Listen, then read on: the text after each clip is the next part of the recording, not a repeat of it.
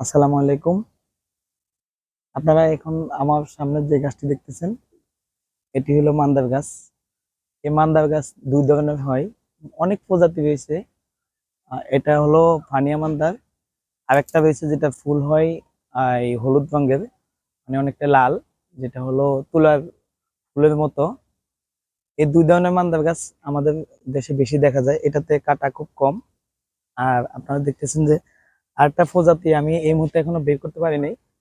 এই মান্দার গাছের অনেক উপকারিতা রয়েছে, যেমন আহ, আপনারা যখন কেউ নতুন বাড়ি তৈরি করে তখন এই গাছটি যখন আপনি রোপণ করবেন তখন এই গাছটির ফলে আপনার এই এর যে পাতা, এই পাতাটি অনেক উর্বর হয়।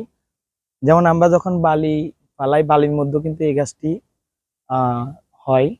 এটি খুব আমাদের জন্য অনেক উপকারী। যেমন এটি রস, পাতার যে রস, এটি যদি কারো ব্যথা থাকে সেটাতে অনেক উপকারিতা আসে।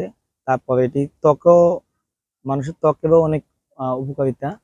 এছাড়া আপনি এই গাছটি যখন আপনি রোপণ করবেন নতুন বাড়িতে, খুব দ্রুত এটি বৃদ্ধি পায়।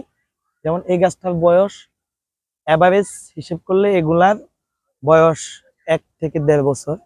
এটি অনেক বড় হয়ে গেছে। আর এটি আপনার তেমন একটি আহ এটি এটি সপুষ্পক উদ্ভিদ হলো। এটি আপনি এটির ঢাল যখন আপনি লাগাবেন এটি আপনি সাথে সাথে বৃদ্ধি পাবে। তাছাড়া এটিতে আপনি লাকড়ি এবং অন্যান্য কাজও ব্যবহার করতে পারেন। কিন্তু এটি অন্যান্য কাঠ যে ব্যবহার করবেন, কাঠের কোনো কাজে এটি প্রয়োজন হয় না। বিশেষ করে আমি আপনাদেরকে যে বলেছিলাম যে কেউ যদি নতুন বাড়ি করে তাহলে সেই বাড়িতে এই মান্দার গাছটি বেশি লাগানো হয়। আরেকটি প্রজাতি আমি পরবর্তীতে ভিডিওতে আপনাদেরকে দেখাবো, যেটি হলো ওগুলার পুরো গায়ে কাটা, ওটা হলো কাটা মান্দার বলা হয়। আর এটাকে বলা হয় ফানি মান্দার, ফানিয়া মান্দার। এটি তেমন কাটা নাই। বিশেষ করে এটি আহ, আপনাদের কাঠ এবং জ্বালানিতে বেশি ব্যবহার হয়। এ পর্যন্ত ভিডিও, বাকিটুকু ইনশাল্লাহ পরবর্তীতে দেখা হবে অন্য কোনো ভিডিওতে। আসসালামু আলাইকুম।